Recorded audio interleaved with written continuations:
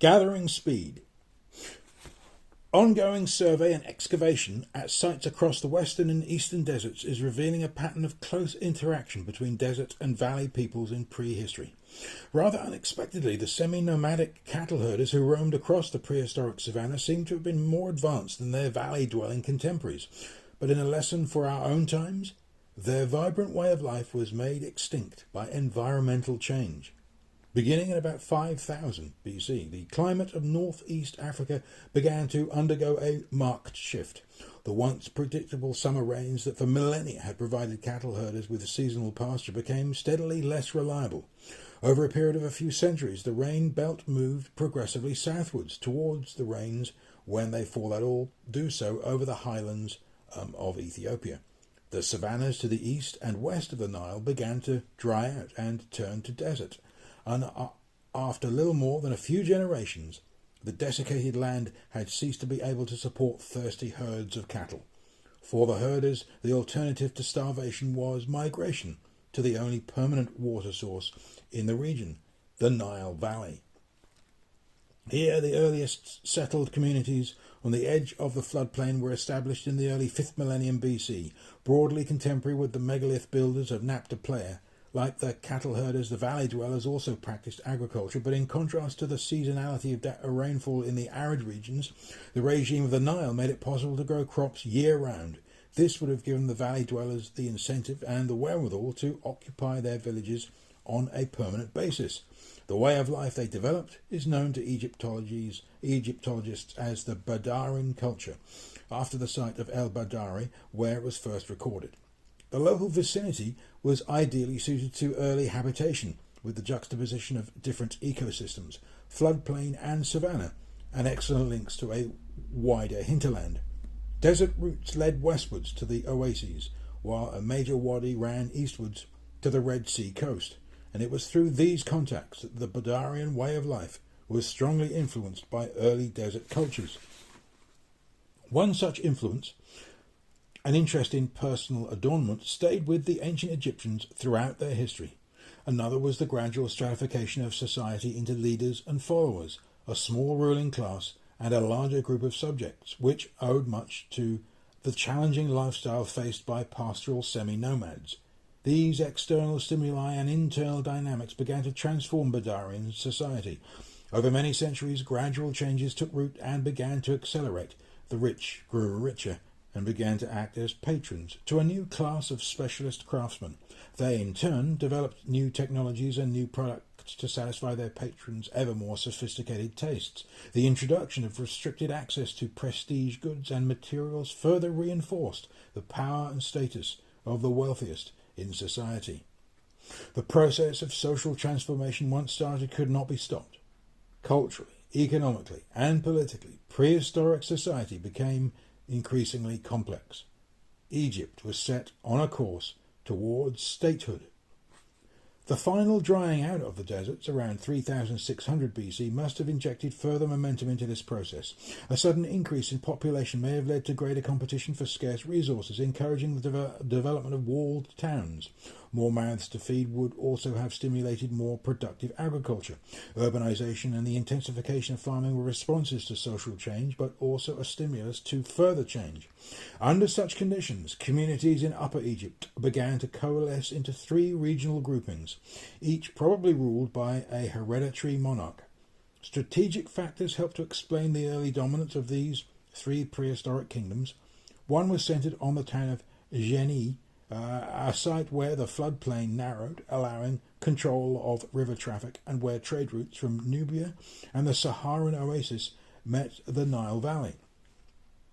A second territory had its capital at Nubta, the golden or modern Nagada, which controlled access to gold mines in the eastern desert via the Wadi Hammamat on the opposite bank of the river.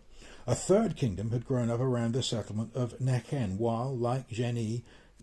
which, like Geni, was the starting point for a desert route to the oases and thence to Sudan, and like Nubta, controlled access to important eastern desert gold reserves.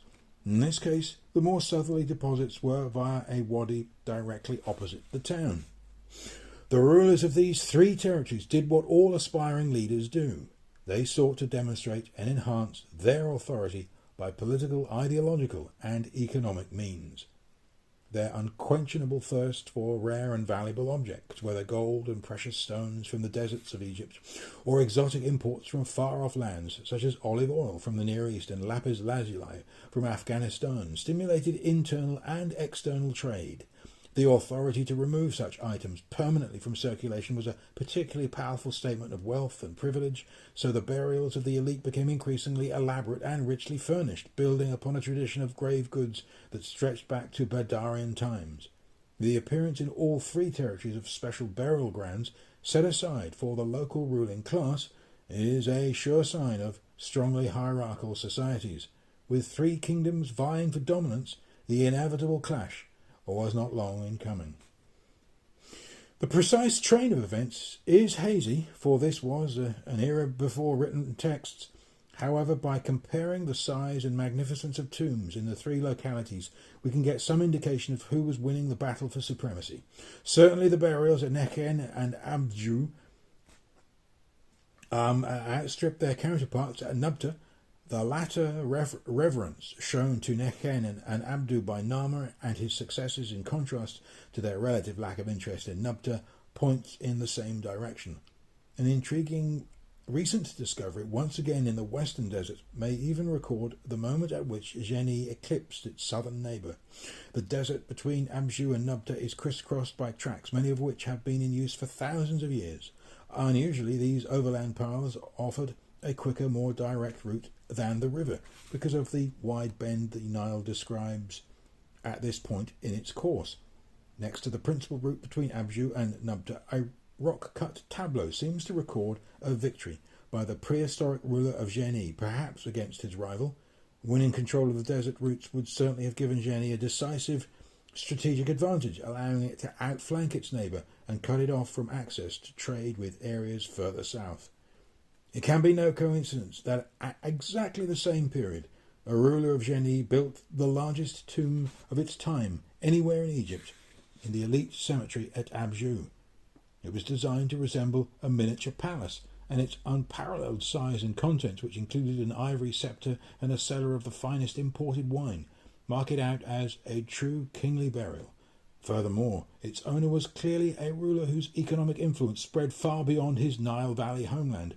Among the most remarkable finds from the tomb were hundreds of small bone labels, each inscribed with a few hieroglyphic signs. Each label was once attached by means of a cord to a box or jar of supplies for the royal tomb.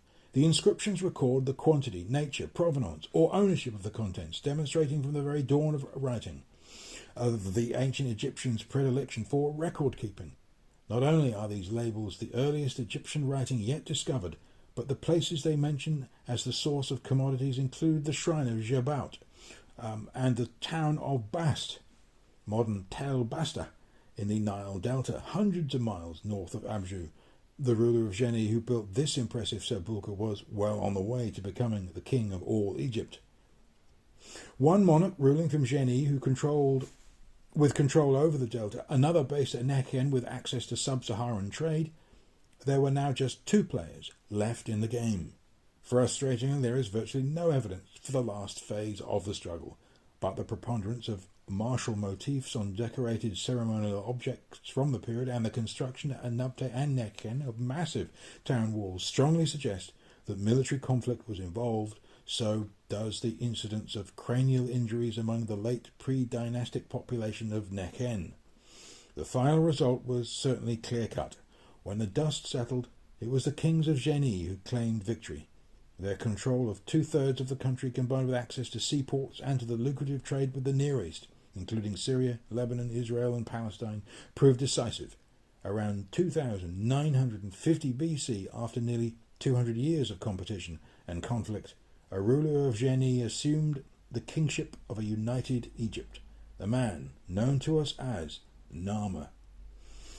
To symbolize his conquest of the Delta, perhaps the final battle in the War of Unification, he commissioned a magnificent ceremonial palette decorated with scenes of triumph.